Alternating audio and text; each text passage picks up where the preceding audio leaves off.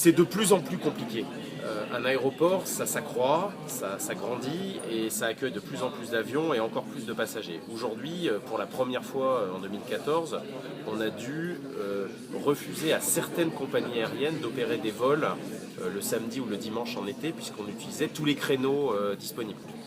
Malheureusement, cette croissance très forte potentielle pourrait être limitée et donc ne pas être réalisée si jamais on ne disposait pas de capacité additionnelle. Mais aujourd'hui, il n'y a pas de doute, quand une ligne aérienne est ouverte, elle marche, elle attire son marché, ses passagers.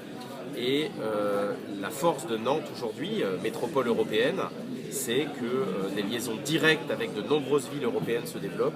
Et ça, c'est bon pour l'emploi, c'est bon pour l'économie, c'est bon pour le tourisme, dans les deux sens.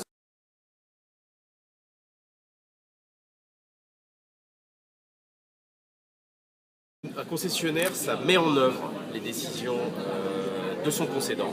Nous, on a un concédant sur ce projet qui est l'État, gouvernement, et donc nous mettons en œuvre les décisions du gouvernement dans l'application de notre contrat de concession.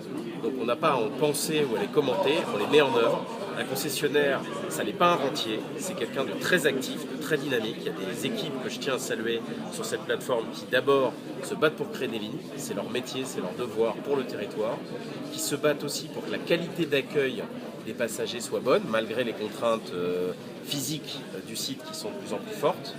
Et ça, c'est notre quotidien. Et après, un concessionnaire, c'est quelqu'un qui se prépare et qui investit. Nous, on a des capacités d'investissement aujourd'hui et on respectera le calendrier de réalisation du futur aéroport du Grand Ouest que décidera le gouvernement au terme des procédures judiciaires, juridiques, tout à fait normales dans des opérations d'investissement, dont d'ailleurs je tiens à signaler qu'aujourd'hui tous les recours ont été négatifs, c'est-à-dire que les procédures ont avancé sans difficulté depuis le lancement du projet.